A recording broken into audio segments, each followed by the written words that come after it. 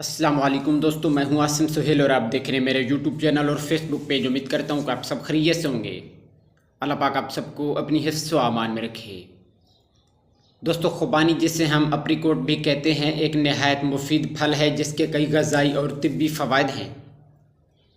खुश्क खुबानी फ़ाइबर से भरपूर होती है जो हाजमा बेहतर करती है। इसमें मौजूद आयरन, कॉपर और विटामिन सी खून बनाने में मदद देती है। इसके अलावा इसमें पोटाशियम है जो ब्लड प्रेशर को काबू रखने में मदद देता है।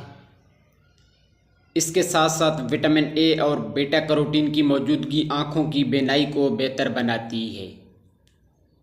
इसके अलावा इसमें एंटीऑक्सीडेंट और विटामिन सी जल्द को तरोताज़ा रखते हैं। विटामिन्स और मिनरल्स जिस्म को बीमारियों से बचाने में मदद देते हैं।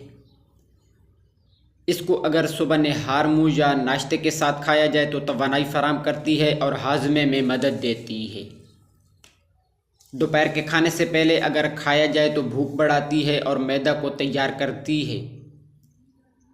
इसके आप रोज़ाना 4 से 6 दाने खुश्क खुबानी या एक दरमियाने साइज़ का ताज़ा खुबानी ले सकते हैं। इसको ज़्यादा मकदार में खाने से दस्त या पेट दर्द हो सकता है। ज़ियाबितस के मरीज़ अपने मुआलिज के मशवरे से ले सकते हैं क्योंकि इसमें शक्कर भी मौजूद होती है।